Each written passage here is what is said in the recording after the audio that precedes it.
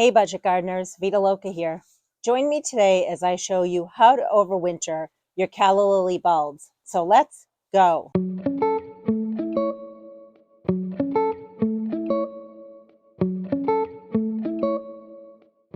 Last year I tried an experiment and I tried to overwinter my calla lily bulbs. I had read and I'd seen videos that showed that you could do the process, but I wanted to try for myself. I wasn't sure how it would work out for me. It worked out great. I had dug them up last fall, and then this past spring, I showed you my process on what I do to pre-sprout the calla lily bulbs. And that process worked out great.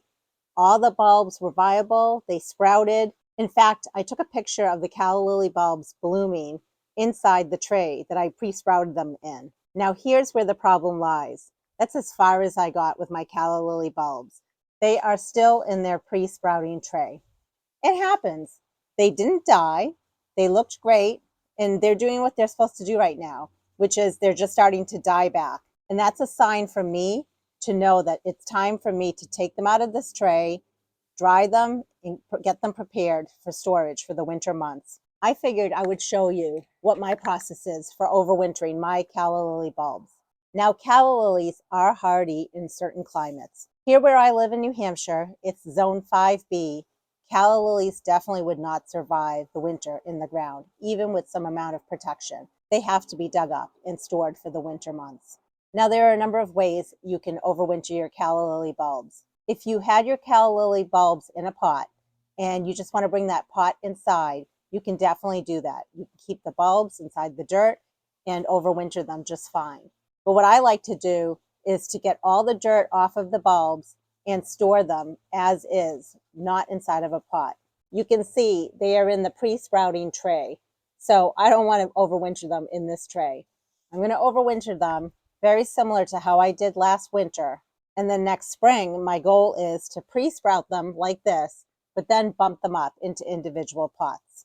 Normally you would want to wait until a frost or a freeze has hit the bulbs just one time.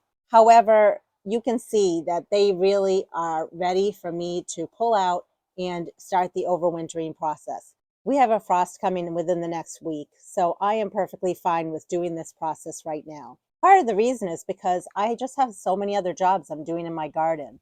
So in order to make my life easier, I might as well tackle small projects like this. And that way, one project right here will be done, and then I can move on to the next one. Many times at garden centers, at the end of the season, they will mark down certain plants like calla lilies, canna lilies, dahlias. Those are great plants to pick up for the purpose of overwintering, and now you have a bunch of free plants to start with for the next season. In fact, I'm almost sure when I got these calla lily bulbs initially, I didn't buy them as a bare root rhizome. I'm pretty sure I bought them marked down in a pot. Okay, so let's get started. I'm going to take you in for a closer look to show you what I'm going to be doing here. You can see I even had it nicely labeled that there were calla lilies in here. Two different colors. There were some cream colored ones as well as some reddish colored ones. They were very pretty. So the first thing I'm going to do is I'm going to cut back any of the foliage.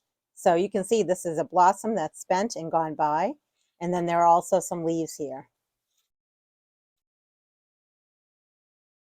I'm not going to cut them all the way down. I'm going to leave about 1 to 2 inches above the rhizome.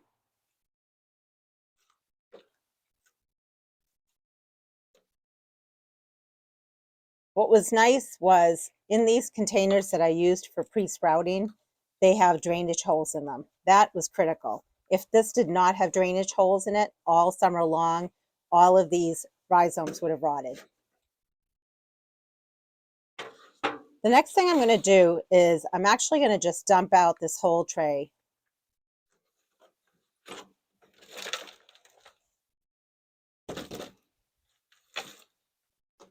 You can see there were holes in the bottom of this tray. Thank goodness for that.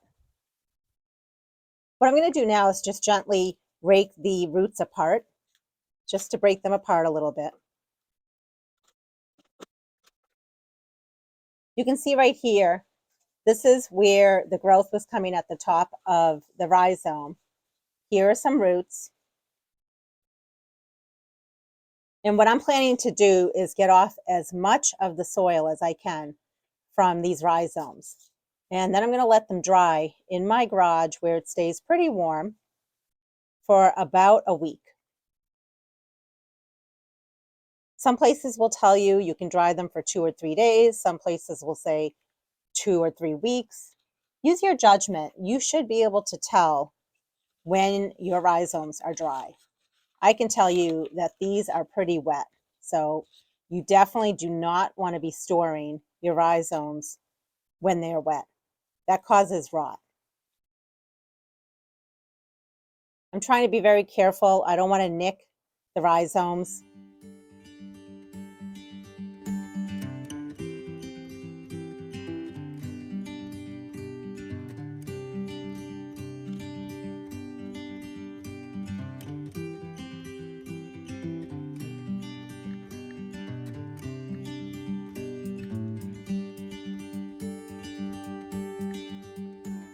Okay, so that part is done.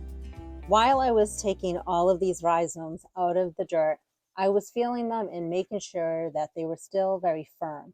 If any of them were feeling very soft or mushy, that means that the rhizome has rotted. You definitely do not want to keep any rotted rhizomes in the area where you're overwintering your different tubers and bulbs and such.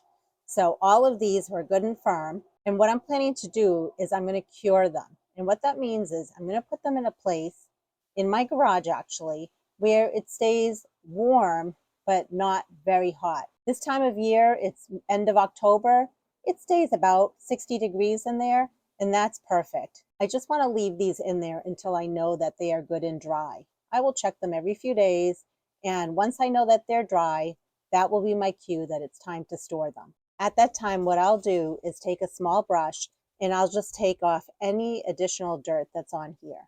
I'll also cut off the roots at that time. You could leave the roots on if you want.